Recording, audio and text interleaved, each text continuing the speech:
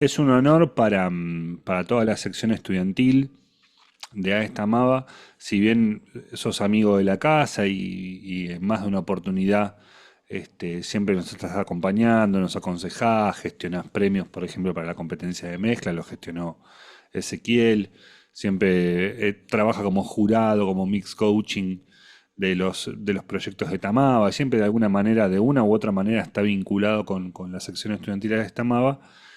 No deja no deja de sorprender siempre la iniciativa y las ganas de participar y de acercarnos que tiene permanentemente. Creo, nosotros sentimos siempre que es un vínculo muy fuerte, que está muy cercano. Ezequiel a la sección estudiantil de esta creo que está muy cercana, o sea, es a la sección que más cercana o que más cercana tiene, generalmente. Creo, eso es una apreciación personal. Súper felices de recibirte con esta actividad, sobre todo en estos tiempos donde los tiempos son muy acotados y estamos con la vorágine de los parciales y hacerte el espacio como para poder presentar esta charla, que es la que nos reúne hoy. Así que sin más preámbulos, el profesional, el amigo de la casa, el ex faculty advisor de la sección estudiantil, Ezequiel Morphy, un gran profesional, muy generoso, nos va a compartir la charla que tengo entendida fue la charla que vos diste en la convención de AES Europa. Fue un aplauso para recibirlo y comienza él. Muchas gracias a todos y todas las presentes, los presentes. Lo dicho, amigo de la casa o no, pero amigo de ustedes sin duda. Entonces quedo a disposición y quedamos en contacto desde ahora. Más tarde van a aparecer mis redes ahí y mi mail, etcétera, pero saben que pueden contar conmigo. Yo soy miembro de AES hace 20 años, efectivamente tengo 25 años. Y esto es hermoso, poder compartir con ustedes esto que tuvo lugar en Madrid, en la convención, hace escasas 2 semanas, poder bajarlo un poco al papel, al castellano, y así entre nosotros, para prestar atención a preguntas o a consultas, es un honor enorme y un placer para mí. Entonces, les agradezco a todos, le agradezco a la institución, le agradezco a vos, Gus, en calidad también de Faculty Advisor de la sección, que me hayan brindado este espacio para arrancar. Sí, para arrancar es lo que tendría que estar haciendo. Ya los prólogos se están haciendo eternos. Pero bueno, faltan media horita y enseguida pongo la próxima diapositiva. Eso, entonces, gracias y a su servicio. Hoy estamos aquí para hablar de Introducción al Mastering. Este es el título de esta charla. Efectivamente se brindó en la convención de AES. Si digo esto me voy a hacer lío yo solo. 156ª convención de AES, o sea, la 156 convención de AES, que fue llamada Europe 2024, para no tener que usar palabras tan extensas, pomposas eh, y alambicadas como estas que usa su amigo. La cosa es que esto fue en Madrid hace 2 semanas. Como todas las charlas en convenciones de AES, se tienen que dar en inglés. Ahí estuvimos y acá lo podemos conversar en perfecto argento. Y trata sobre mastering de música en estéreo, ni más ni menos. Lo de Destruyendo Mitos, tengo que confesar que es un poco un ardid, un artilugio, una artimaña, ¿no? Como para atraerlos a la charla, es algo así como súper controversial, y después no sé si nos vamos a poner realmente a destruir mitos, pero sin duda, y el porqué de esta frase en el título, más allá de la cita a Gustavo Cerati, es porque lo que vamos a tratar de hacer es de parametrizar esta práctica, y esto es especialmente útil en un contexto como el que estamos ahora, de un marco estudiantil, ¿no? O sea, somos todos estudiantes, primer año, segundo año, hay gente que por ahí no es de la institución, esta es una charla abierta, gracias a Tamaba, gente que por ahí no está cursando en Tamaba también está presente. Todos somos estudiantes. Esto no es bajarle necesariamente el nivel a la charla, ni decir obviedades, pero sí hacer el ejercicio de tratar de darle un formato a la disciplina, a la profesión, plantear los preceptos, los axiomas, las bases y ordenarlas, como para bajar un poco de la nube del mastering y la magia negra y cómo lo hace fulano y cómo lo resuelve Mengana, ponerlo un poco en palabras de vuelta, no para bajarle el precio ni la alcurnia a nuestra tarea o nuestro trabajo, pero para sacarlo un poco de este mar de dudas y aclarar un poco ciertas cosas. Esta es un poco la idea. Hacia la segunda parte de la charla, más o menos promediando la medianoche, se pone un poco más técnica. Y justamente dividiendo sendas partes, hay momentos para preguntas que van a estar claramente identificados, así no hablo yo tampoco todo el rato y sin parar, sino que podemos ir y venir. ¿Sí? ¿Estamos bien? ¿Estamos de acuerdo? ¿Esto está bien? ¿Todo el mundo cómodo? Perfecto, Ezequiel. Sí, sí. Ahí va, maravilloso. ¿Qué pasa si yo aprieto el botón de la derecha? Funciona. Muy bien. Genial. Bueno, bárbaro. Si yo hiciese esta pregunta al aire, cosa que me gustaría mucho en este momento, pero bueno, para darle un poco flujo a la charla, no lo voy a hacer. ¿Qué es el mastering? Estamos todos discutiendo en una reunión de AES, en un salón de clases, y uno escucha muchas voces a veces, no necesariamente contradictorias. Bueno, el mastering es la última etapa en la manufactura de un disco. Bueno, ¿qué significará eso? Bueno, sirve para hacer más fuerte, hacer sonar más fuerte las cosas. Quizás no, quizás es un prejuicio no infundado. Bueno, es preparar el material para las plataformas de streaming. Bueno, eso no es falso tampoco. Como un montón de pequeñas definiciones que hay que ver si ontológicamente son válidas, si hacen a la cosa realmente, ¿no? Quizás la construyen parte por parte, posiblemente, pero para no ser menos deslumbrante y no dejarlos con una definición así medio tonta, traje mi propia percepción del asunto para compartirla con ustedes, no porque sea tampoco la Biblia. A mí me gusta pensar que el mastering es potenciar el impacto emocional. ¿Qué querrá decir esto? ¿Qué pavada absoluta? Para eso pagué para esta charla y son las 9:30 de la noche y me dicen potenciar el impacto emocional. Bueno, en primer lugar, no pagaste porque la charla es gratis, pero y si te cobraron, es un problema. Pero acá hay un pensamiento un poco más profundo, que realmente vale la pena por ahí desarrollar un poquito.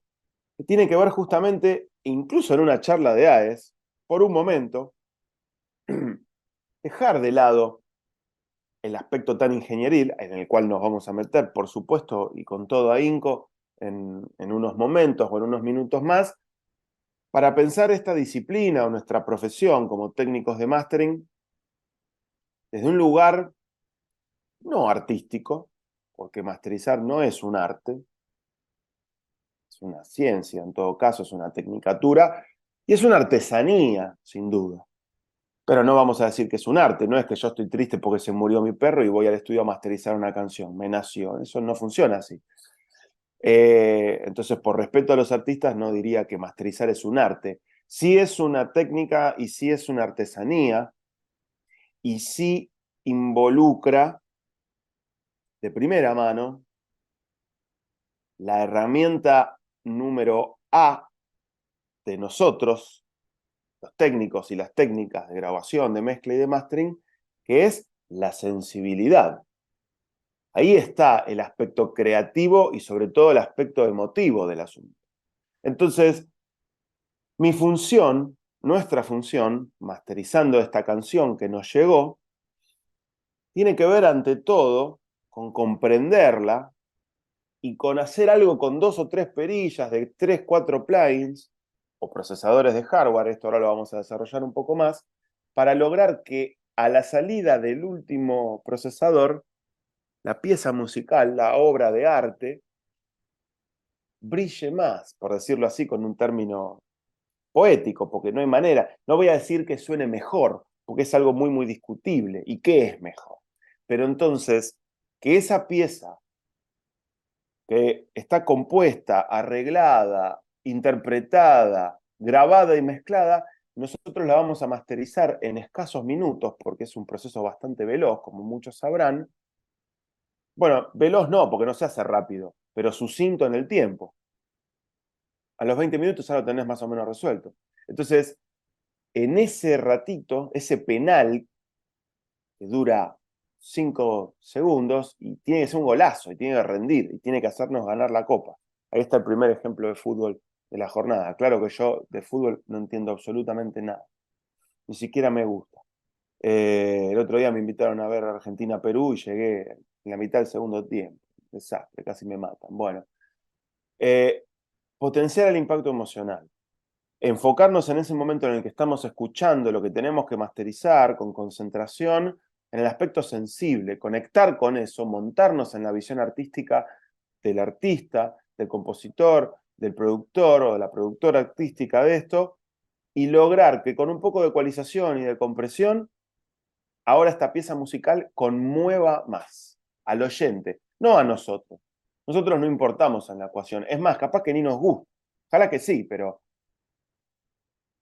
contra todo mito, esto de trabajar en algo que me gusta o no me gusta, o a mí me gusta que suene así, o le pongo mi impronta, o le pongo mi sello, y tantas barbaridades que le hacen mal a nuestra profesión y que se escuchan hoy en la industria, ¿no? El sonido de Chris Loralgi. ¿Cuál es el sonido? Ponele tu firma. Bueno, la firma ya la sabemos, es el tambor de American Idiot que está en todos los discos de Paramore y de My Chemical Romance. Vaya firma. Buenísimo si es la propia. Él debe estar en Los Ángeles y yo estoy acá en Parque Chacabuco, pero eh, no tenemos que estar ahí atravesándonos en el arte. Tenemos que ser un medio para potenciar el impacto emocional de cosa que con ecualización, compresión y distorsión armónica se suele lograr en justas dosis. Pero nuestro objetivo es este, y hay que recordárnoslo siempre. ¿Sí? Hace 20 años, por ahí el objetivo parecía ser sonar más fuerte que, o tener un nivel o un volumen, como se dice en la jerga, competitivo. Hoy cualquiera podría decir, bueno, sonar a -14 LUFS, y esto tiene que ser una consecuencia de esto primero.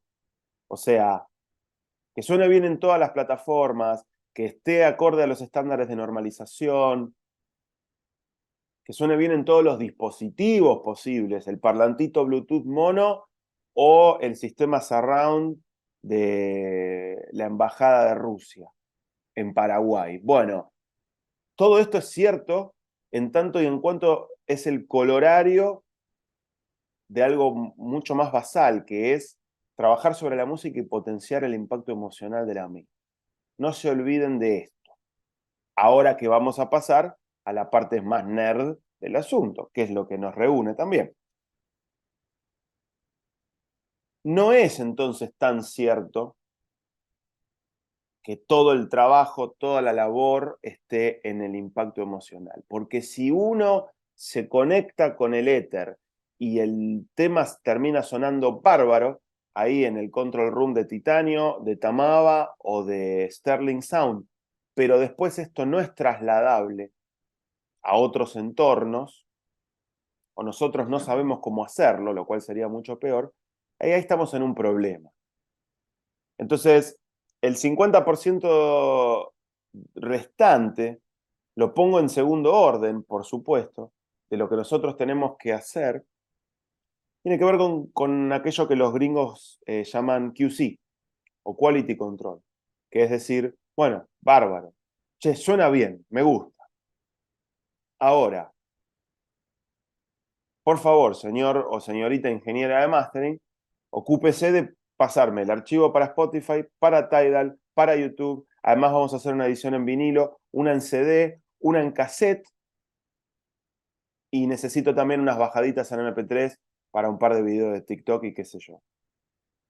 Y todo esto a nosotros nos reviste y nos involucra en la aplicación de conocimientos empíricos muy, muy concretos, que no tienen nada de emotivo y que no apelan a nuestra emotividad en lo más mínimo, sino que son fríos, puros y duros como la ciencia misma que respalda nuestra práctica. Entonces también tenemos que tener un pie puesto en esto, que igual es muy divertido, ¿eh? Agarrar y decir, acá hay que usar un Deezer para bajar a 16 bits y para grabar el CD que va a planta, vamos a usar este software en específico porque chequea los errores Blur y Blur, y si la tasa es menor a 1.000.000, entonces la tirada de 10.000 copias es seguro. Todo esto a mí me resulta apasionante, me imagino que ustedes también, y hace a nuestro trabajo. No hay ninguna otra persona en la industria, ni ningún otro eslabón, ni ningún otro cargo que se ocupe de esto. Después de nosotros está el manager o la compañía, o generalmente el propio artista, esperando un c2 para subirlo a DistroKid, lisa y llanamente. Entonces, es nuestra responsabilidad manejar también la ciencia dura detrás de la entrega de los archivos, o el archivo, los archivos en general, incluso tratándose de una canción. Y repito, estoy hablando de música en estéreo. No me estoy metiendo con el inmersivo, ni con el surround, ni con el cine, ni con el broadcasting. Esto es solamente para subir una canción, para escuchar a la mañana camino a Congreso. Bueno, ni más ni menos. Vamos entonces a la parte de la parametrización, como les decía. No sé si existe esa palabra, pero bueno, para ser claro, tratar de plantear un poco las reglas del juego. Por supuesto que voy a pensar en un caso ideal, pero no sin tener en cuenta que esto es una charla para estudiantes y que no necesariamente todos estamos hoy en esta situación que yo propongo. Pero esto no es algo malo. Esto es simplemente marcar el rumbo. Como si yo les dijera, bien, quiero dedicarme a ser corredor profesional, maratonista. Bueno, fenómeno. Más o menos, ¿cuánto lleva a un maratonista profesional correr los 100 metros llano? Y no tengo la más mínima idea. Ponele que 25 segundos, 30 segundos, me imagino, no sé. Imagino que andará por ahí. 20 segundos, fenómeno. Entonces, un maratonista profesional en 20 segundos da una vuelta de 100 metros. Está, obviamente, Usain Bolt la hace en 10 segundos. Y nosotros que estamos recién arrancando, posiblemente necesitemos más tiempo. Pero, siendo que somos estudiantes y nos ponemos a estudiar y nos ponemos a entrenar, mi personal trainer me dice que corriendo 3 veces por semana, 2 horas, no más que eso para no fatigarme, en 6 meses yo voy a estar a la altura de, y entonces voy a poder competir y más o menos en 20 segundos he de correr los 100 metros. Se entiende que estoy inventando este ejemplo, ¿no? Pero es interesante, donde sea que estés parado o parada en tu vida de estudiante o en tu carrera o en tu formación o en tu vida profesional también, ¿por qué no? Entender cuáles son los cánones de la práctica, que por muy artística y artesanal o creativa que sea, no puede llevar indefinido tiempo, especialmente si uno está concentrado, ¿no? Si estás paveando con el teléfono, ahí sí, qué sé yo. Pero si entramos a la cancha a jugar un partido, bueno, ¿cuándo termina? ¿Cuando ganamos? ¿Cuando me cansé? ¿Cuando me hinché? No, a los 90 minutos. Y el objetivo es ganar. No podemos permitirnos decir, bueno, yo arranco a masterizar y cuando siento que está listo, lo entrego y al otro día lo reviso, porque eso no es ni comercialmente viable, ni tampoco lo es vocacionalmente, ¿no? Uno termina hastiado, cansado. Eh, Incluso si estás trabajando en tu estudio, a tus propias anchas y sin apuro. A nivel profesional, si estamos probando, practicando, haciendo un trabajo para presentar en la materia mastering, para el profesor Peirano o el profesor Pelzer, bueno, ahí sí, es una práctica, tomate todo el tiempo que necesites. O si voy a probar un plugin nuevo, o si en la mitad de la sesión estoy desconcentrado porque estoy atento al teléfono, porque estoy esperando un llamado de Paul McCartney, bueno, tampoco me va a llevar el tiempo estipulado. Pero en líneas generales todo esto es más fácil. Lleva 25 minutos, más o menos. 4 o 5 pasadas de la canción, que también es un prejuicio, porque ¿qué canción, Ezequiel? Close to the Edge de Yes, y no, la canción en sí ya dura 20 minutos, entonces más vale que en 25 no la voy a poder tener lista, pero en líneas generales, una canción promedio, y créanme que detesto hablar en estos términos, pero saben a qué me refiero, que va cambiando cada vez para más. Iba a decir 3, 4 minutos, ya ni siquiera. 2, 3 minutos, estrofa estribillo, medianamente bien mezclada. Uno se sienta a hacer una primera escucha y en la segunda, ya te diría que hacia el final de la canción todavía no se terminó la primera pasada y ya sabes lo que necesitas, ya analizaste la jugada. Y sabes qué plugins vas a involucrar o qué procesadores vas a involucrar en tu cadena y qué vas a hacer con ellos, que es lo más importante, ¿no? O sea, no solamente tener el equipo armado para que entre a la cancha, sino también cuál es la jugada para ganar el partido. Un par de escuchas más, perilleando, un print y ya está. En condiciones ideales. Hoy somos estudiantes, pero si seguimos en el camino en el que estamos, en un par de años de práctica y de meternos en este tema, es así. Si estoy concentrado, si dormí bien, si desayuné, si no me están hablando los clientes atrás, etc., ¿no? Si no estoy probando un plugin nuevo, si no cambié el monitoreo justo ese día, etc. Y un poco ya venimos mencionando a nuestros aliados, entonces vamos a ponerlos en orden. ¿Cómo se compone una cadena de procesamiento habitual? Bueno, es interesante en este punto pensar en 3 dimensiones. Tipificar de alguna forma los procesos, no los procesadores, sino los procesos que tenemos a la mano y que realmente valen la pena implementar en mastering. Y por suerte la respuesta es muy sencilla y estamos hablando de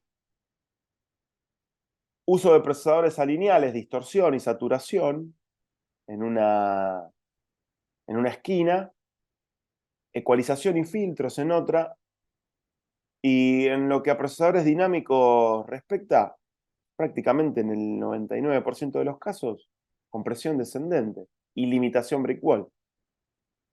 Entonces casi que ni me animo a decir procesos dinámicos, porque la verdad que una compuerta en mastering te la debo. Un expansor ascendente, un transient shaper, sí, eso se puede llegar a usar. Entonces no sería cierto que solamente usamos compresión y compresión descendente encima. Pero bueno, sí, 9 de cada 5 veces, sí. Entonces, con esto, de vuelta, no estoy queriendo simplificar estúpidamente lo que hacemos, pero sí tratando de minimizarlo de alguna manera a su máxima expresión para poder dejar las cosas lo más claramente posible, lo más claras posible. Una cadena de procesamiento en forma más o menos clara está trabajando en el entorno de o me dedico a saturar, o me dedico a ecualizar o filtrar, o me dedico a comprimir y limitar. En una configuración serial, en serie, en cascada, daisy chain, nunca en paralelo. Alguno estará diciendo, momentito, yo he visto que usan compresión paralela en mastering a veces. Bueno, personalmente pienso que es un recurso bastante sobrevendido en general, como que lo hablábamos un poco en la antesala de esta reunión, ¿no? Como es algo complejo y, no es tan complejo, pero digo, es más complejo que una compresión full band sencilla, y entonces las técnicas son avanzadas y seguramente esto se debe recontra usar, y como yo no lo sé usar, por eso mis discos no suenan como los de Dua Lipa. Bueno, no es tan así. Pero a los fines prácticos y en el tren de discusión en el que veníamos, incluso si fuésemos a usar compresión paralela en mastering, cosa que no estaría mal, para nosotros es una caja negra, en donde el paralelismo se da a través de la circuitería y del control de dry wet, una circuitería interna. Nosotros no vamos a armar un auxiliar de alguna manera para pasar por otro compresor y que a la salida de ambos se encuentren y hacer un blend, pero que esté alineado al sample. Todo esto es posible, pero es un incordio, nadie lo resuelve de esta manera.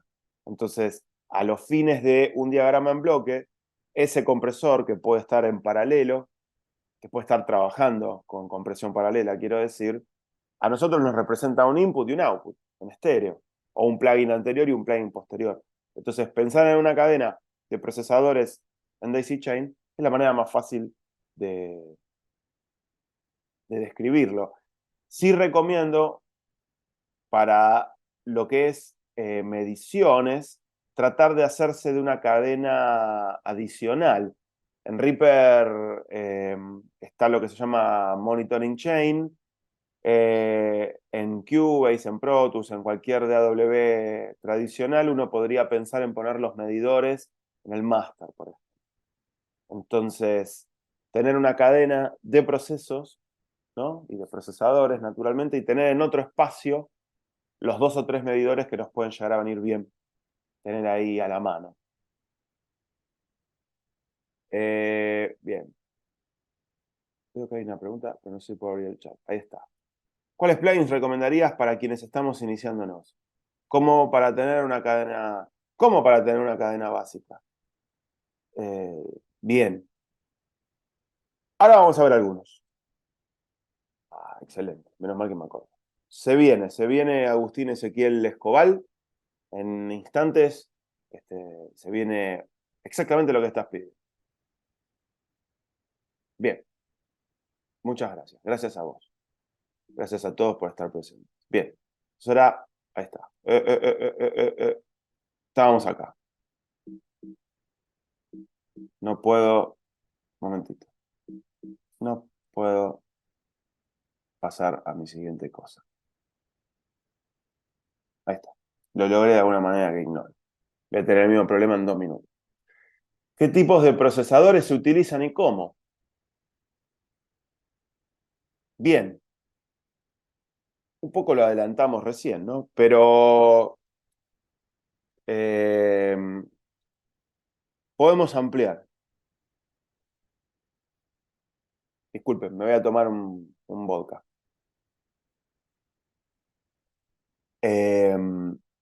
Veo que el chat sigue ahí iluminado. Procesadores dinámicos como base.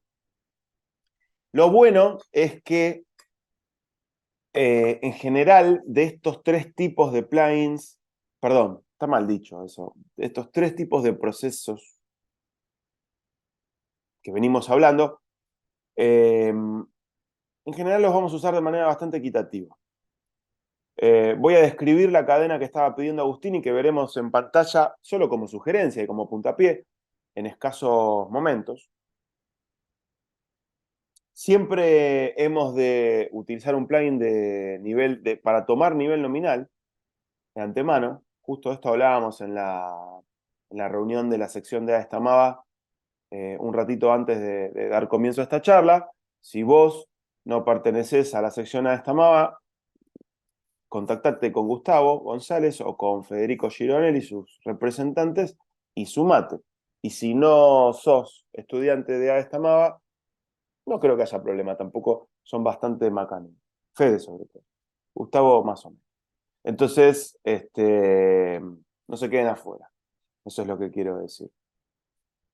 Ahora bien, toma de nivel nominal como inicio de todo. Eso es importante. Limitación brick wall, la vamos a usar en 9 de cada 10 casos hacia el final. Ya tenemos entonces las 2 puntas de nuestra cadena medio prevista. En el medio, no sin un orden coherente, que veremos en escasos momentos, repito, vamos a tener ecualización sustractiva, compresión descendente, ecualización aditiva, limitación no brick wall, quizás algún diéser. Entonces medio que es jamón, queso, por decirlo así, con un rigor científico propio de lunes a la noche. Y ya, de verdad, no hacen falta más que 3 o 4 instancias de proceso. Si la cadena de plugins que estás usando tiene 9 procesadores involucrados, o la mezcla viene muy mal, cosa que puede ser, o no sabemos bien lo que estamos haciendo, ¿no? Y si la cadena de mastering tiene un solo plugin, pero es el Ozone y tiene todos los módulos prendidos, bueno, no me parece gracioso el chiste tampoco. Esto es importante, esto es importante. Imagínense que yo tengo un programa de cocina y les digo una receta que lleva tal cosa, tal otra, y para sazonar, pimienta blanca, pimienta negra, orégano, pimentón, provenzal, cúrcuma, comino, jengibre y curry. Eso no puede funcionar bien, no va a tener gusto a nada. Y mucho menos a lo que yo le puse. Entonces, no, porque el curry le aporta esto y la cúrcuma le da esta otra cosa y el comino está bueno porque yo lo vi en un tutorial de Mix with the No, no va a funcionar. Entonces, nuestra cadena, siempre lo más breve posible, y lo más breve posible en términos prácticos, termina siendo toma de nivel nominal, limitación brick wall como una especie de control de picos, que esto es algo sumamente importante hoy. Y en el medio, la posibilidad de introducir ecualización sustractiva, compresión, ecualización aditiva. Pero no desilusionarlos, pero esto es bastante más simple de lo que normalmente se discute o se menciona. Bueno, otra vez estoy imposibilitado para pasar de pantalla. Acabo de maximizar el chat, o sea que estoy peor que antes.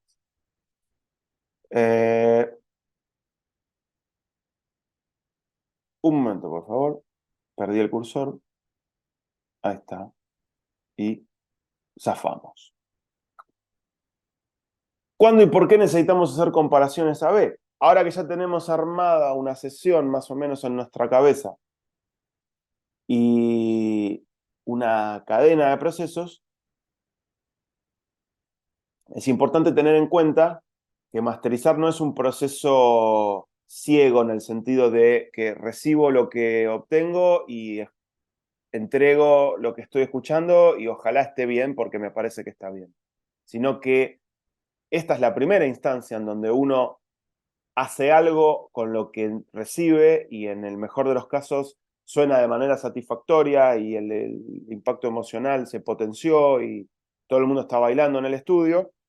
Cuando eso parece que está, y que estamos medio terminando, es el momento de hacer una comparación A/B con respecto de la mezcla para asegurarnos no solo de haber potenciado el impacto emocional y haber mejorado, con perdón del término, algunos aspectos del audio de la mezcla, sino no haber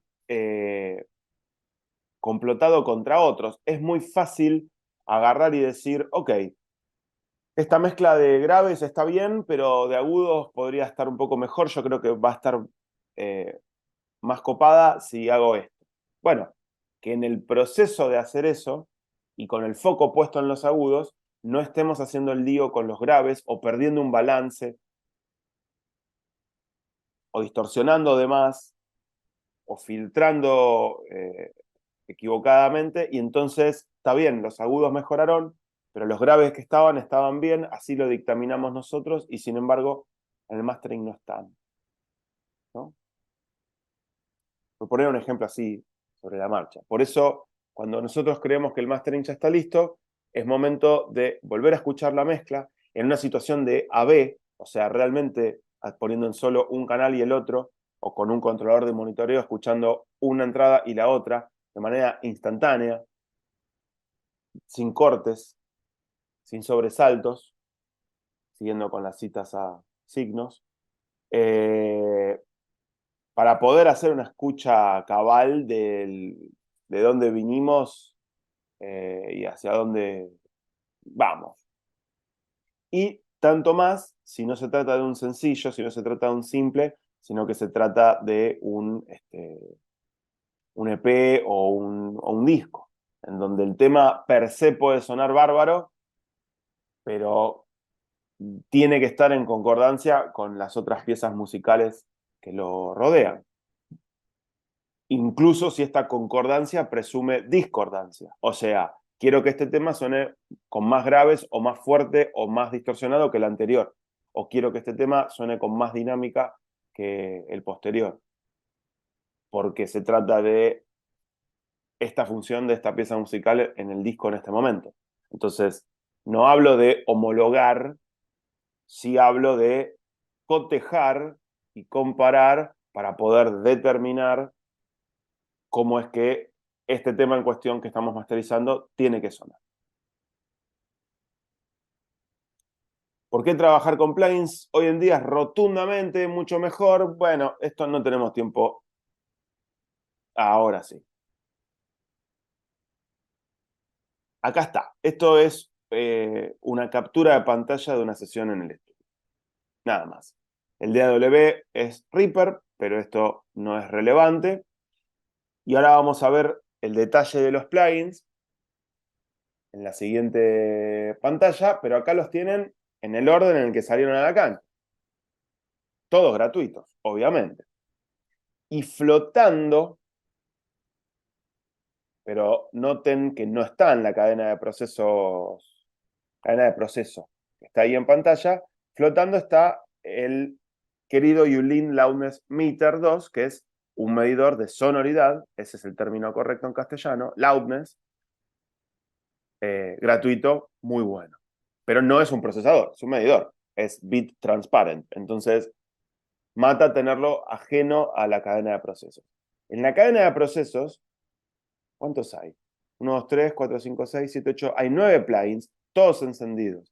Esto no es contradecirme a lo que acabo de decir. Es todo el equipo completo con los suplentes en la cancha. No van a jugar todos el partido. Entonces, esto está así y están todos tildados porque me olvidé. Pero difícil que sea necesario involucrar a todos estos procesadores. Por mucho poco que puedan estar haciendo, ¿eh? O sea, tenerlos en línea no quiere decir que van a estar comprimiendo 12 dB o amplificando 8 dB en 100 Hz. Pero ya el hecho de involucrarlos implica algo. Entonces, yo creo que hay muchos ahí. Bueno, es una cadena como completa para poder compartir con ustedes. Fíjense, nuestro medidor BU hacia la cabeza, el Nova como un ecualizador dinámico, limpio, ¿no? Ecualización sustractiva, algo mucho más clínico, distorsión armónica, de la mano del IBGI de Klanghelm, compresión descendente, ahí hay dos compresores, uno súper limpio, que es el compresor de stock de Reaper, el otro, el MJUC Junior de Klanghelm, todo lo contrario, su propósito es sonar distorsionado.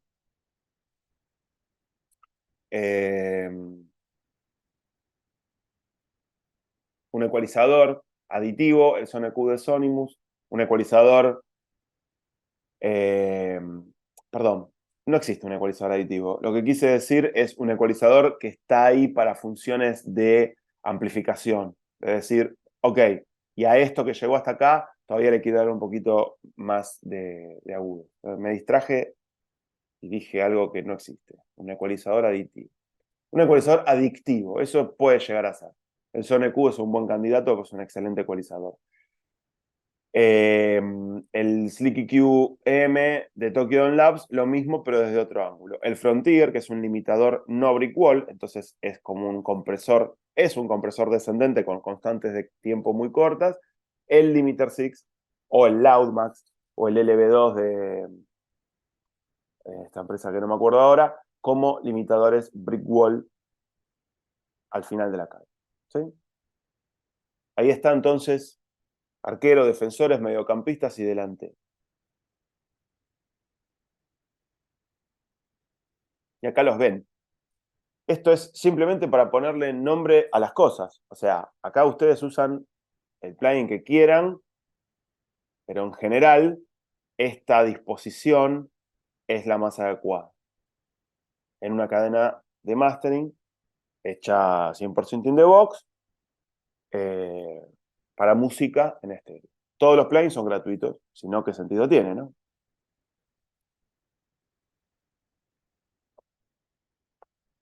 ¿Qué sentido tiene compartirlo en una charla? No quiere decir que uno después tenga que usar plugins gratuitos.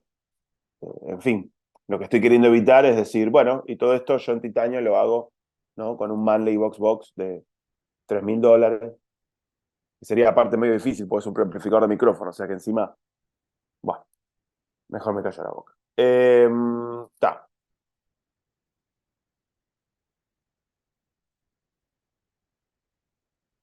Y fin de la primera parte, que es la más extensa. ¿Qué tal? ¿Cómo estamos? Cuéntenme. ¿Alguna pregunta? ¿No están de acuerdo? ¿Cerramos acá? Sí, cerramos acá. Tenés razón. Yo tengo una pregunta. ¿Qué tan común es hacer automatizaciones en el sentido de 2 de cada 10 mezclas automatizás cosas, 10 de cada 10 automatizás? ¿Y cuáles son las cosas que más solés automatizar? Siempre en mastering. Sí, sí, sí. Bien. Qué linda manera de proponerlo, Santiago. Yo creo que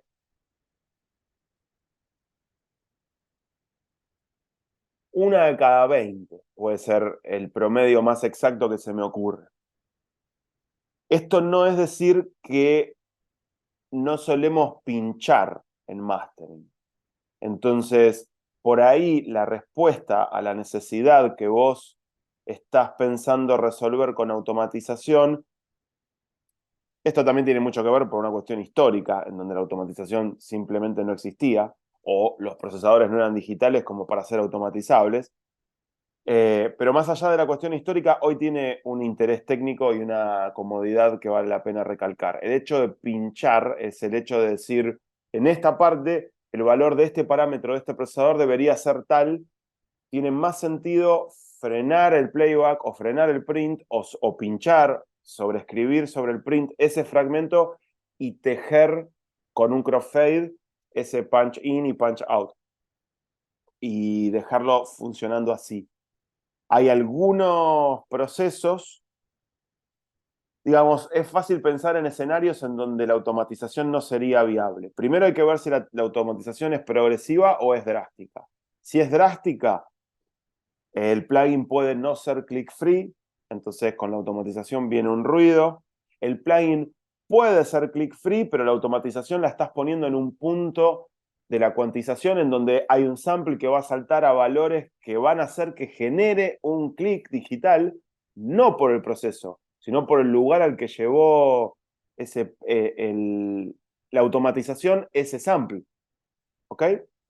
Entonces, en función de automatizaciones bruscas, el escenario eh, se pone espinoso. Y muchas veces necesitamos hacer automatizaciones bruscas, porque venimos bien con los graves y de repente en el último estribillo aparece un sublow de un mini-moog que el productor decidió agregar y ahí necesito que el pasaaltos se mueva a tal frecuencia, porque si no revienta todo.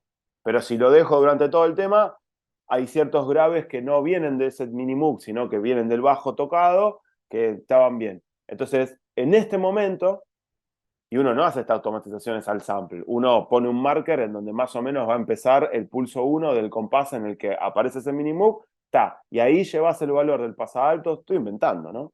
De 40 a 80. Fenómeno. El filtro puede hacer clic, el corte puede hacer clic, sobre todo teniendo en cuenta que estamos trabajando con frecuencias graves. Entonces, y no vas a hacer un barrido de hi-cat a lo largo del último. Entonces, ¿cómo haces? Pinchás esa sección y lo resolves con un crossfade. Y esto es análogo a automatizar, pero no es una automatización. Entonces, termina respondiendo tu pregunta desde otro ángulo mucho más pragmático y mucho más real. Pinchar, yo no diría que hago 1 cada 20. Capaz que hago 1 cada 10 o 2 cada 10. Porque suele ocurrir. Entra el saxo al final o entra o en el puente hay un efecto de radio y entonces ahí hay que poner un diéser, pero no da que el diéser esté trabajando durante toda la cadena. Bueno, en fin, hay una serie de escenarios que pueden proponer esta dinámica, pero yo soy más amigo del pinche que de la automatización por estos motivos, no por mi uso y costumbre particular. Gracias por la pregunta, que es muy buena, por cierto. Clarísimo, muchísimas gracias. ¿Cómo la están pasando? ¿Esto es divertido? ¿Estoy yendo muy rápido? ¿Estoy yendo muy lento? No sé ni qué hora es, perdón. No, de 10 está bastante. Hay bastante data suelta que hay que bajar a tierra. Sony y Pero 21. ¿Son 10 y 21? Sí, sí. Bueno, Excelente, ¿eh? tremendo. Muchas gracias, muchas gracias. Pensé que... No pensé nada, siempre me engancho a hablar. Bueno, en Town. Pucha, ¿por qué vuelve? Hace lo que quiere. Esta es la parte más corta y mejor, porque es la parte más pesada. Hablemos un poco de audio digital. ¿En qué resolución y en qué formato hay que pedir a nuestro técnico, nuestra técnica amiga, que nos mande la mezcla? Si hay mitos y tabúes, es sobre este tema. No que 24 bits. No que 24 bits no, que ya cayó en desuso, que hoy usamos punto flotante. No, que me deje un margen de un headroom de 6 dB. ¿6 dB qué? RMS que esté en menos 6 RMS. Ajá, RMS A es menos 20 o RMS A es menos 17. ¿Y por qué? Bueno, no importa. ¿Cómo que no importa? Entonces, hay muchas dudas sobre esto, no solo en el ámbito estudiantil, también en el ámbito profesional. Para eso estamos en esta charla. La realidad, queridos amigos y amigas, es que, por supuesto que importa, y por suerte hay una flexibilidad bastante grande y hay algunos elementos concretos que nosotros podemos señalar para que la respuesta sea más fácil que todo esto que yo acabo de decir. Nosotros, en tanto y en cuanto técnicos y técnicas de mastering, tenemos que aceptar, tenemos que poder aceptar cualquier frecuencia de muestreo, siempre. Entonces, si tu cliente te dice, che, ¿en qué sample rate te lo paso? La respuesta es en el que estés trabajando. Y acá hay un tema de dinámica de trabajo también, porque no solamente es con fundamentos técnicos que estamos marcando esto, sino que además queremos a toda costa evitar que esa persona haga upsampling o downsampling por algún motivo, por una confusión. Que si en el medio de la charla telefónica le estamos diciendo que 96 es mejor que 44, pero que todo bien, cosa que por cierto es falso igual, ¿no? Pero suponete que, no, bueno, mezclé en 44, pero te hice la bajada a 96 porque entendí que así era mejor. No, no es que va a sonar mejor, pero por ahí es mejor para vos arrancar desde un... Bueno, mentira. O al revés, no, mezclé en 96, pero te lo bajé a 44 porque esto va para CD, ¿no? Y vos decís, ¿te mato ahora o después? Por eso es claro, dejar en claro, es importante dejar en claro que el técnico, el productor, la productriz, la técnica, no se ocupen de cambiar el sample rate a la hora de hacer la bajada que nos va a llegar. No, no pretendo con esto que les digo hacer pasar por tonto o por ignorante a nadie de nuestros colegas. No es que son unos giles y no saben, pero que hay una gran confusión, sí lo entiendo. Entonces, tengo respeto para un cliente o para un colega que está entregando una mezcla y no tiene del todo en claro si bajármela así como está o en otro sample rate. Puedo ver por qué esa persona puede estar confundida al respecto. Entonces, ahí, acuérdense, la respuesta es, no cambies nada. En el sample rate en el que estás trabajando está bien. Sí, sí. Y esto es real, ¿eh? No es tampoco para evitar entrar en una discusión. No hay motivo para que el sample rate sea otro. A la entrada de nuestra sesión, a la salida, como diría Charlie García, vemos. Es la siguiente diapositiva. Con el tema de la profundidad de bits, podemos ponernos un poco más exigentes, aunque tampoco es la muerte de nadie. Hoy en día, 32 bits punto flotante es el formato ideal para trabajar y para manipular archivos. 32 bits punto flotante.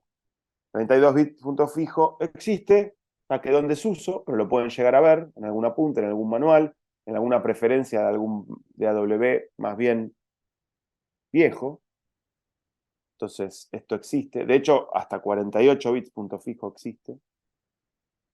Y digo existe porque esta mañana estaba en un estudio que tenía una TC M6000 que procesa 48 bits punto fijo. Y suena bárbaro y se está usando, así que eso funciona así. Me estoy saliendo un poco de nuestra charla, ¿no? Pero tampoco es algo que no vemos más. Pero bueno, en la práctica nosotros no lo vamos a usar. En la práctica nosotros estamos trabajando con DAWs y con plugins que procesan hasta 80 bits de punto flotante. 80 es inusual, pero algunos de los algoritmos que estamos usando pueden llegar a tener 80 bits de procesamiento. Nosotros no tenemos nada que hacer ahí. Felicitar al programador, mandarle una caja de alfajores Habana, no mucho más. Los DAW trabajan en 64 bits punto flotante. Contrariamente a lo que se piensa, esto no es una preferencia, no es una opción y no es lo que vos estás seteando cuando vas al Project Settings y le pones o le dejas de poner 32 bits, 24 bits o 16 bits. Eso responde a otra cosa. Que tiene que ver con el formato de grabación, de glue, de freeze, etc. No hay manera de que vos le puedas decir a tu DAW, no importa cuál sea que estás usando, de hecho yo ni siquiera lo sé, no hay manera que vos le puedas decir que piense en otra cosa que no sea 64 bits de punto flotante. Y esto es muy bueno. A la hora de hacer un export, un render, un bounce, un mixdown, un export,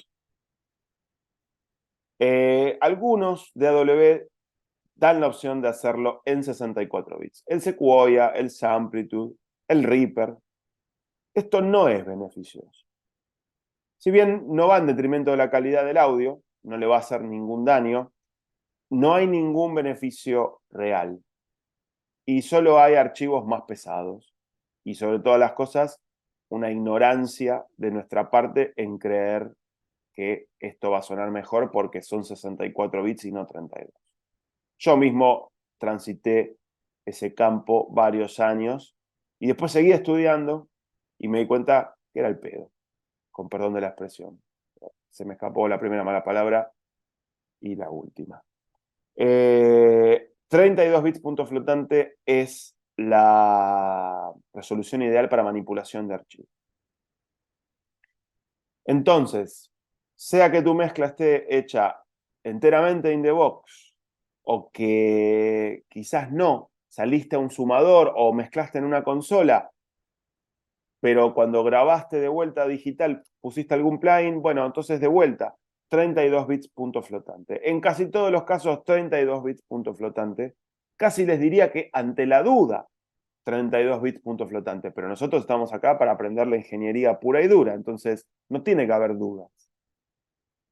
El único escenario en donde no vale la pena entregar un 32 bits punto flotante, sino más bien un 24 bits punto fijo, es si la mezcla es analógica o pasó por un sumador a la salida y lo que estamos mandando o lo que estamos recibiendo nosotros para masterizar es una grabación de esto, una digitalización, ¿no? Estamos en el control 1 de Tamava, la Behringer es analógica, Viene de un DAW, hay 459 plugins, no hay ningún problema, pero la mezcla es el master fader de la mesa, de la MX100 es el modelo, no me acuerdo.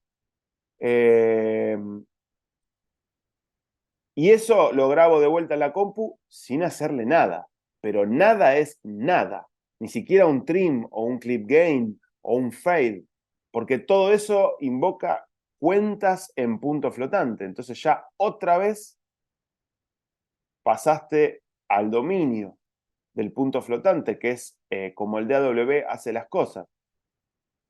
Solamente tenés que grabar y después lo exportás con el fader en 0 y nada más.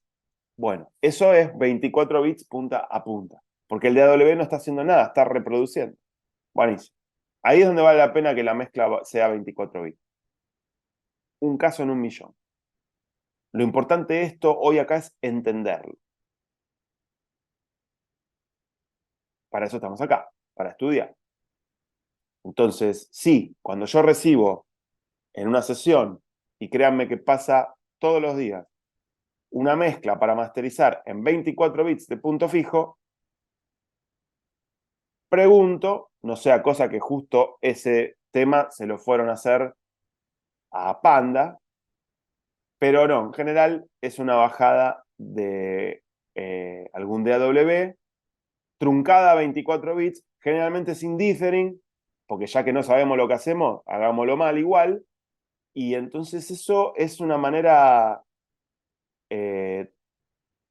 torpe de denigrar el trabajo, justo en el máster. ¿Se venden menos discos por esto? No. Tampoco se venden discos, pero a lo que voy es que no suena mucho peor, pero es una práctica mal resuelta. No vale la pena. Y nosotros estamos acá para estudiar cómo hacer las cosas técnicamente correctas. Y es así, bajando un floating point. Ahora, cuando nosotros somos los que tenemos que hacer entrega del material, ya no al técnico de mezcla, sino al productor, al artista, al sello, al dueño del fonograma, la cosa cambia. No es lo mismo cualquier sample rate. Vamos a pensar en entregar, en dar una bajada a 44.16 para Spotify y a 48 para YouTube. Bueno, esto era lo que yo solía decir hasta que en Madrid una colega me corrigió y aparentemente ahora YouTube, aparentemente no, he visto, porque lo marcó esta persona, una técnica de mastering polaca que se llama Magdalena Pleva, que estaba ahí en mi charla y de muy buena fe me dijo, momentito, ahora mira, YouTube está promocionando esto. Va, promocionando no, está divulgando esto en sus fax. Quieren 44.32. Rarísimo, pero bueno, en fin. Esa podría ser la mejor variante en cuanto a formato de audio para entregar nuestro archivo específico para que nuestro cliente lo monte en su Premiere, en su Vegas, en su Final Cut y haga su video. Todavía estoy estudiando del tema, ampliaremos. Y además hay que verlo también en cuestión fáctica. Cómo entiende la otra persona que debe exportar su video. Basta con que tenga tildada la opción de resamplear el audio a 48K para que ese trabajo haya sido en vano. Entonces, para eso que lo haga YouTube en la nube. Bien. Y el tema de la resolución de bits es todavía más interesante porque para Spotify, Tidal, Deezer, Pandora y todas las distribuidoras, las plataformas de streaming de música, vamos a entregar un 4416. ¿Por qué es lo que piden? Porque es lo que piden los aggregators. Y los aggregators son los que lidian hoy en día con todas las plataformas de streaming. Spotify solía decir en sus fax que aceptaban hasta 32 bits punto flotante. Pero en esa época el usuario podía subir directamente. Hoy ya no. Entonces somos presas de los estándares de los aggregators. Y los aggregators, para simplificarnos la vida, nos piden 4416. Bueno, sí. pero podría sonar mejor. La conversión lossy que hace Spotify en la nube hacia su formato de OGG para la aplicación y M4A para el web browser, el web player, sonaría mucho mejor proveniente, si el master fuera proveniente de floating point, o sea, floating point. Y sin embargo, el aggregator se interpone y no nos lo permite. Una tontería absoluta del mundo actual. Hay cosas peores, ¿no? Como la guerra, pero esto también está mal. Me preocupa más lo primero, por supuesto. Está bien, entonces, esto es así. Y es más, mucha gente que usa aggregators baratielis les piden FLAC. Piden FLAC, no le dan. Entonces, tenemos que entregar un 4416 pasado a FLAC. Lo cual no es ningún problema, por supuesto. No es resolución y formato, pero en definitiva es un tipo de archivo que vale la pena entregar. FLAC. Y ya que están, lo taguean. 4416 para las plataformas de streaming, 4832 o 4432 para montar en un editor de video. Y está bueno que entreguen unos MP3 para las redes o para... Me lo pide una radio en Bahía Blanca y no le puedo pasar un link de WeTransfer a la versión high res. Aunque es una crotera, le paso este MP3. Ahí me salió una rima. Y bueno, entonces mata que ese MP3 se haga desde el archivo arquetípico de nuestro máster, en que es el mismo sample rate en el que vino la mezcla y 32 bits floating point, que es algo que podrían haber inferido de todo lo que venimos hablando ahora. Entonces, paso del 4432 a un MP3 320 y ese MP3 va a sonar mejor que si se hubiese obtenido desde un 4416, porque así es esa tecnología.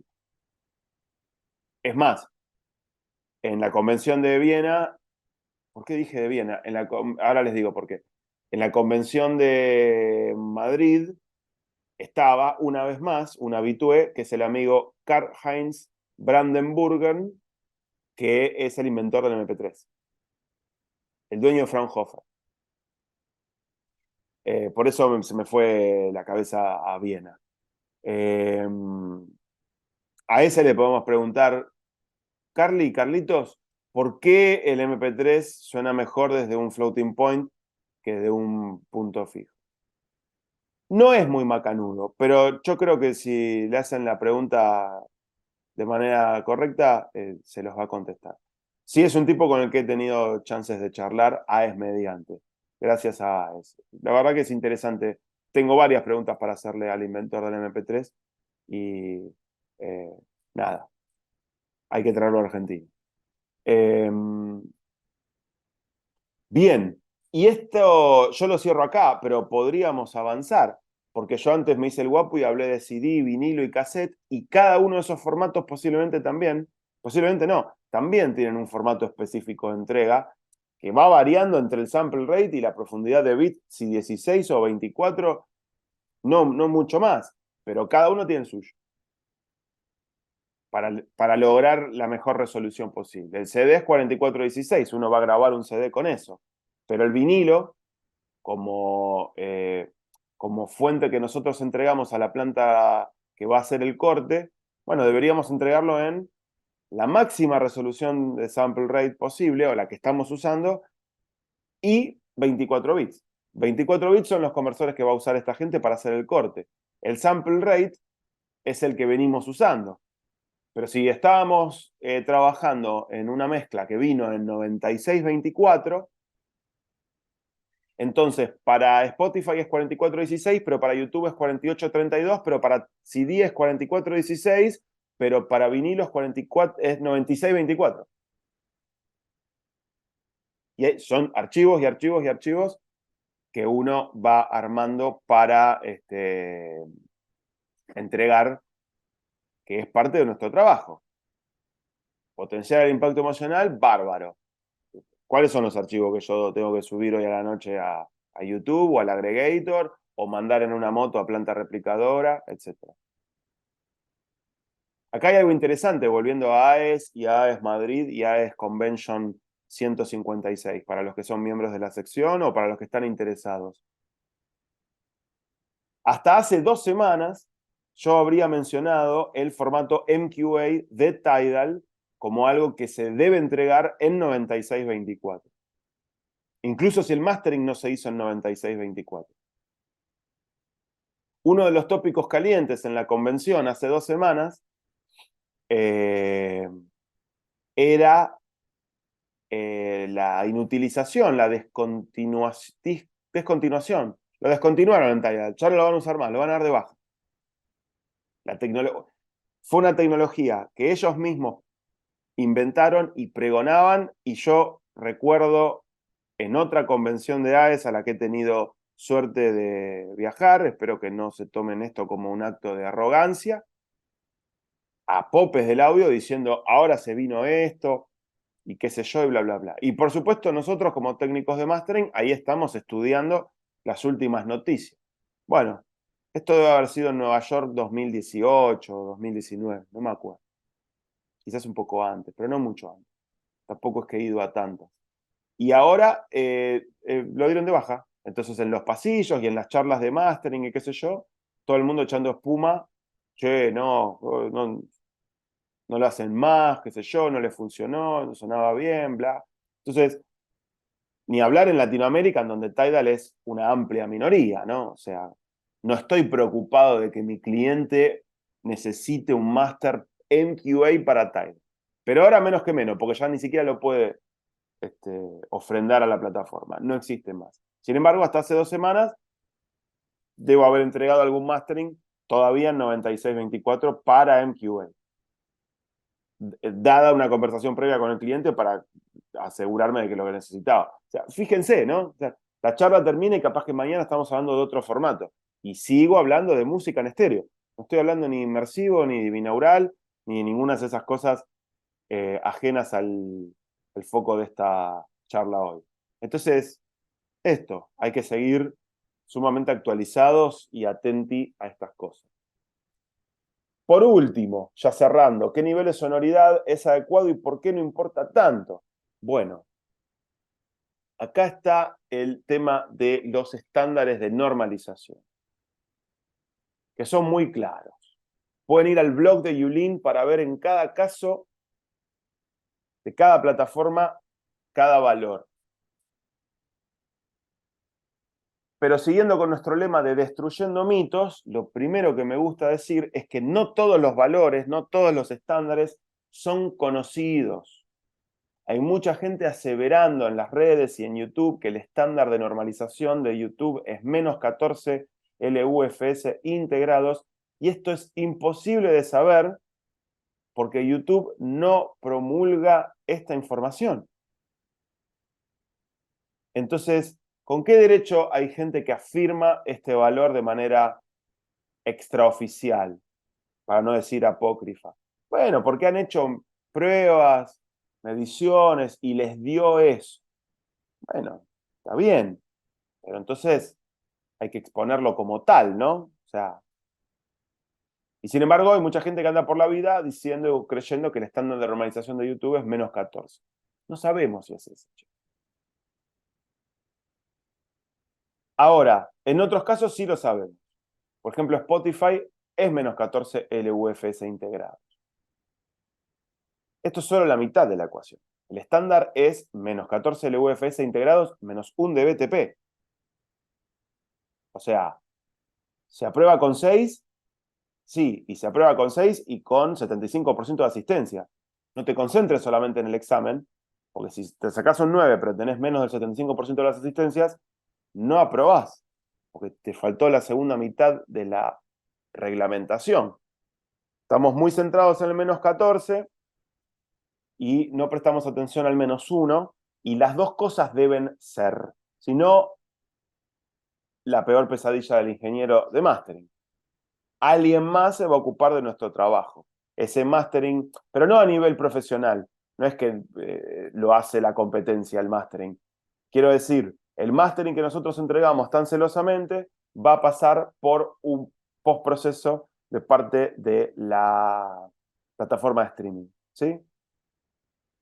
Reducción de nivel, amplificación, limitación brick wall, etc. O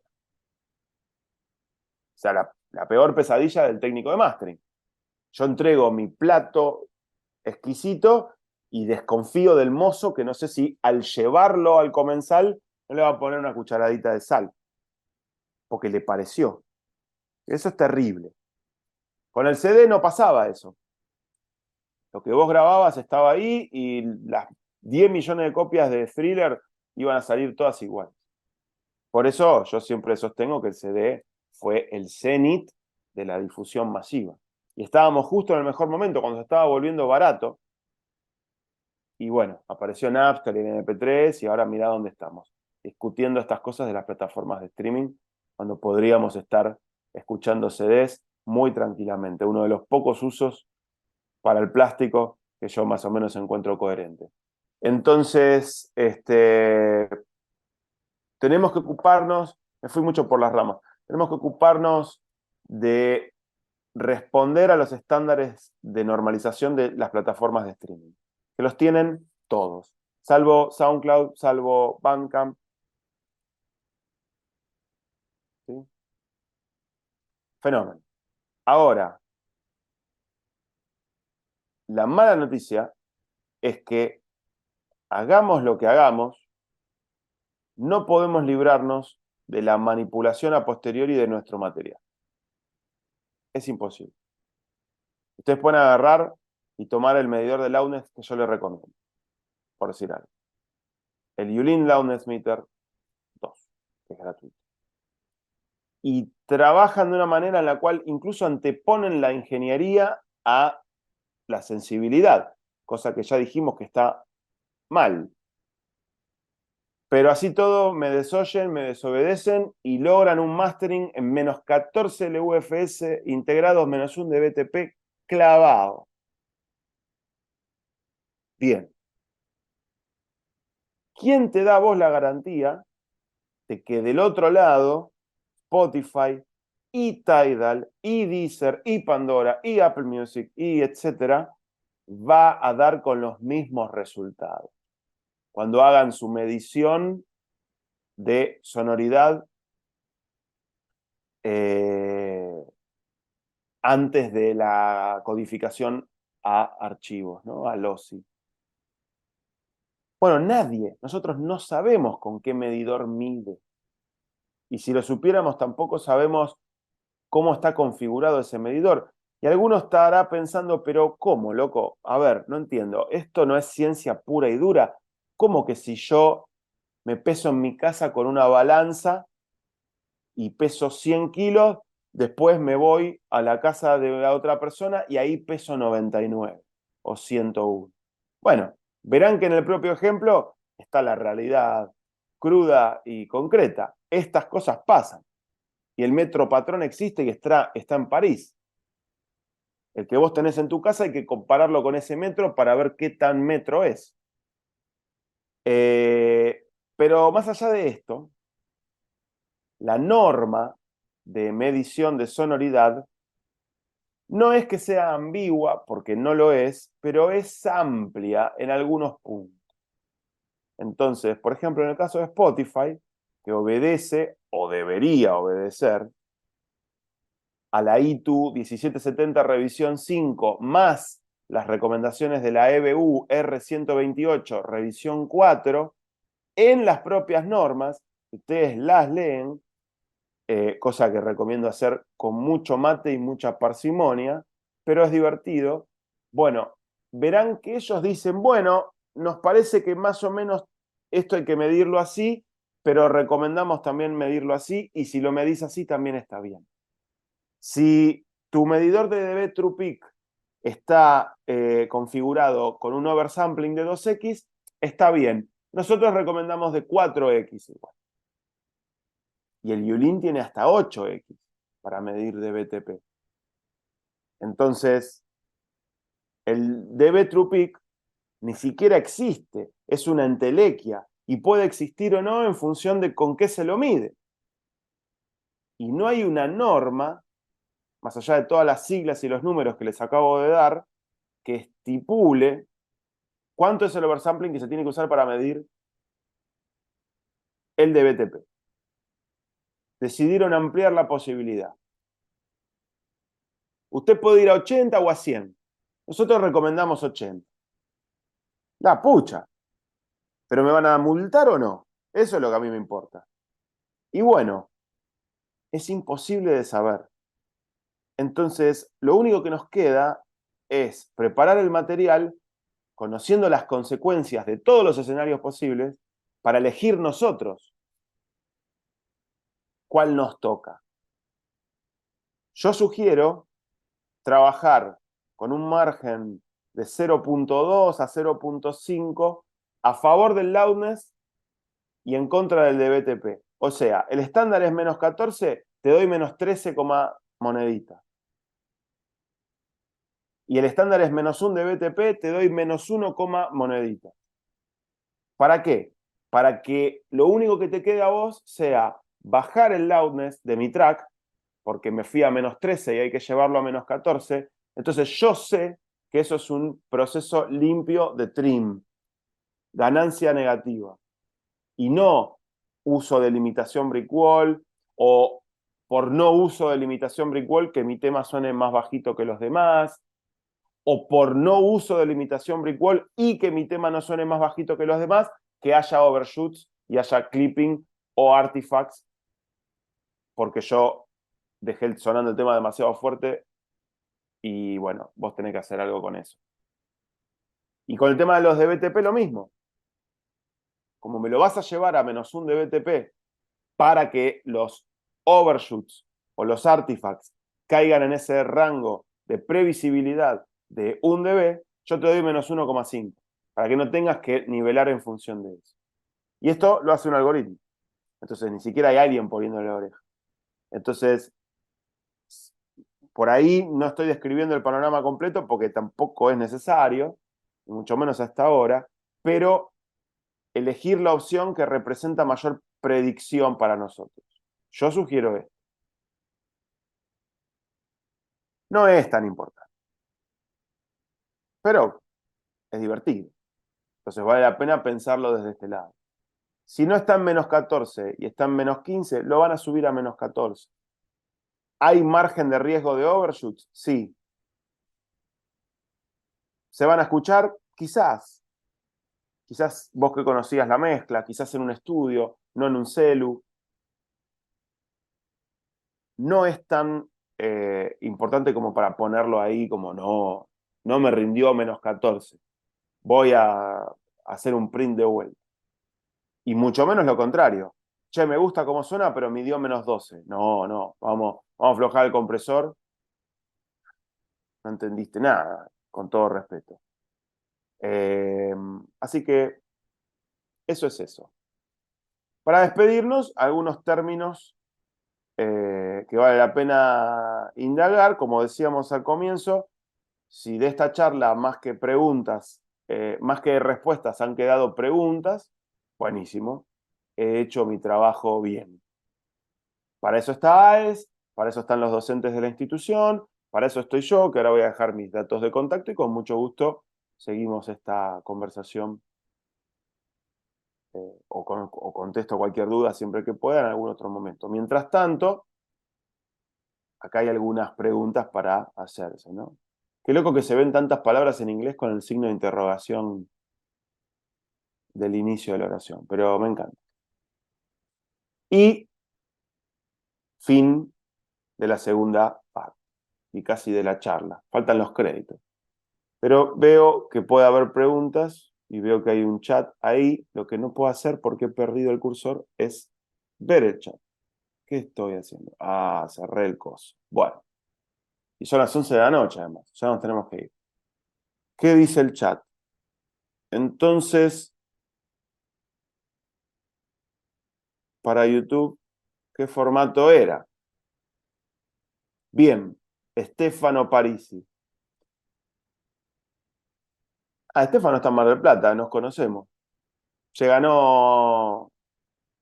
ganado algo, si no me equivoco, en el evento de AES Tamaba Sí, en Mar del me Plata. había ganado el Q-Lifter. Te ganaste un clip. Espectacular. Gracias por estar presente. Eh, para YouTube, yo históricamente habría recomendado 48 kHz de sample rate, 32 bits de punto flotante. Ahora recomiendan 44, ellos mismos. Entonces, podrías entregar un 44-32 con tranquilidad. No solo porque ellos lo recomiendan, sino, acá viene algo hermoso, el resampling en el dominio del floating point es tan inocuo que ni siquiera me importa. O sea, yo entrego, ya terminamos, Fede, ya te vas a dormir, queda tranquilo. Yo entrego un 44 y por error la persona que hace el video lo resamplea a 48 y está todo bien porque en el dominio del floating point esa operación es tan inocua y con tan bajo margen de daño para el audio, no me preocupa.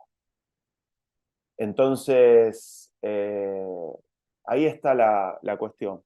Estéfanos, sí, ¿querés decir algo? Tenés la mano levantada. Sí, tenía una pregunta porque yo trabajo con 4400 y a 24 bits. O sea, si yo publico algo en YouTube, no va a tener margen de error, no va a tener clipeo o algo por el estilo, ¿no? Lo del clipeo tiene que ver con el loudness, no con el formato de audio.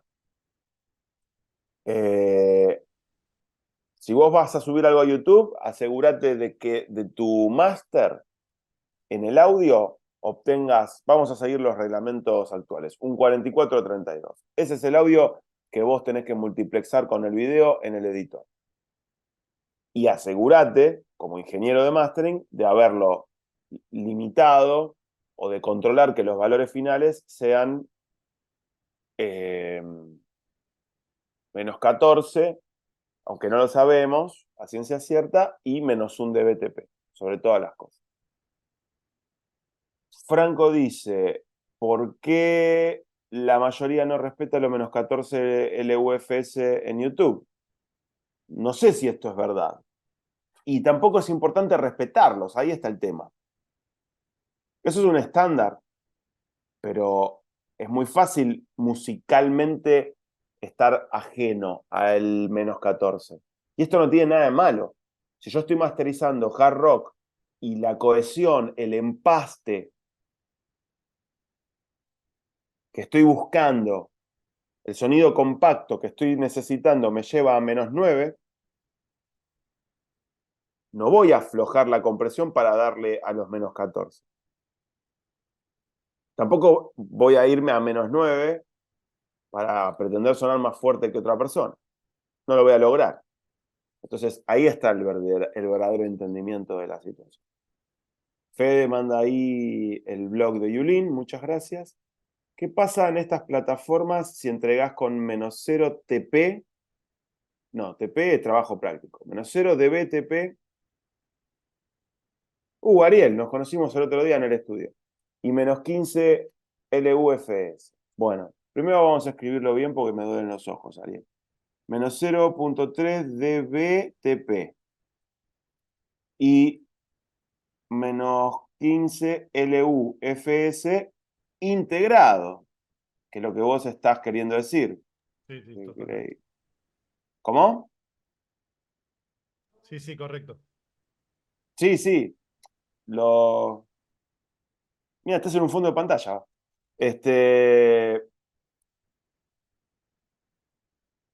Lo corrijo o lo complemento a la vista de todos para mantener un nivel un poco más alto, pero yo te entendí.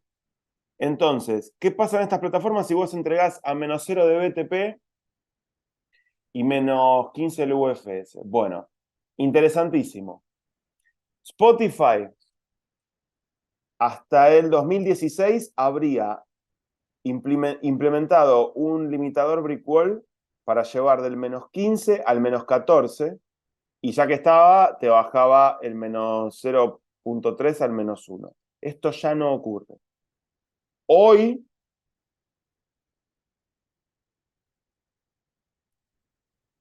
llevaría con una ganancia positiva de más 1 dB para lograr más 1 LU y dar con el menos 14. Entonces a vos te quedarían valores máximos de hasta más 0,7 de BTP. Buenísimo. Si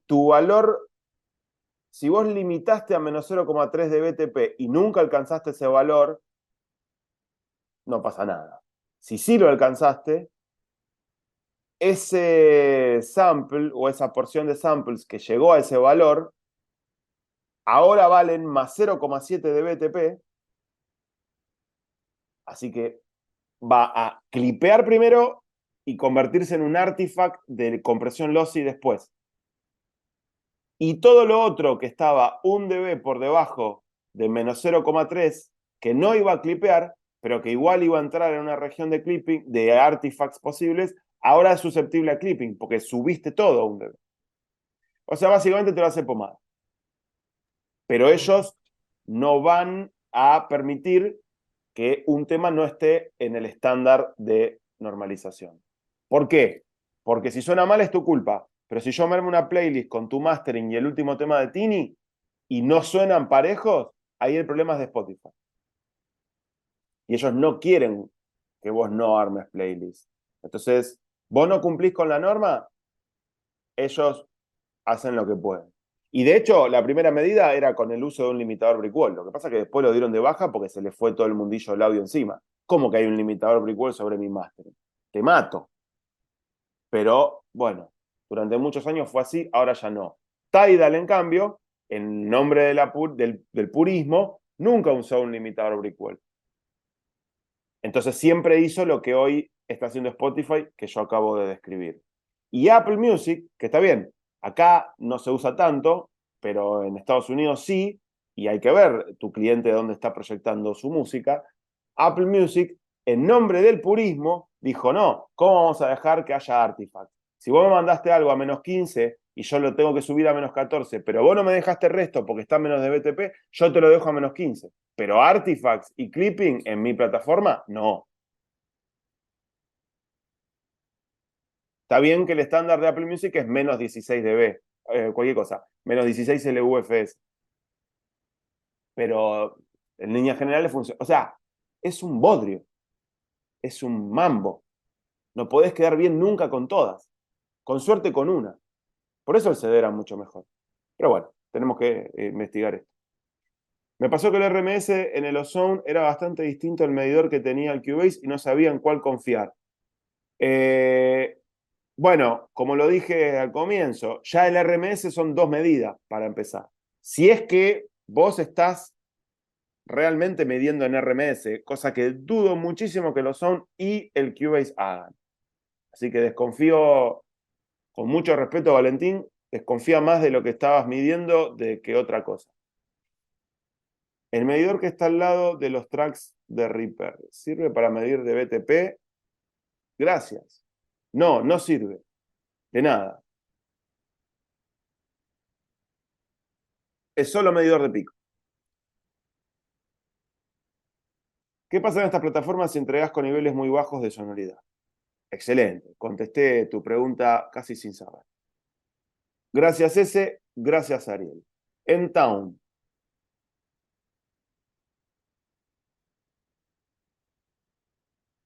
¿Dónde puedo meterme más en este asunto? Bueno, por supuesto. A es Argentina, A es Mundial. Tantas cosas que están haciendo A es Argentina y que han hecho, tantos videos que han quedado en YouTube. Es espectacular. Pero más puntualmente sobre estas cuestiones de loudness y de audio digital, ahí tienen literatura antigua y no tanto, que sigue siendo vigente.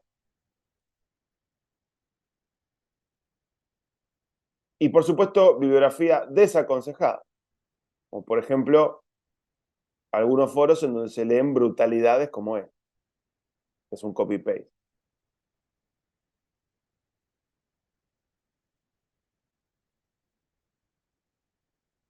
acá quedamos en contacto. Para lo que necesiten, agréguenme a las redes, me escriben. Si están en Buenos Aires, si quieren pasar a conocer el estudio, siempre bienvenidísimos y bienvenidísimas. Y muchas gracias.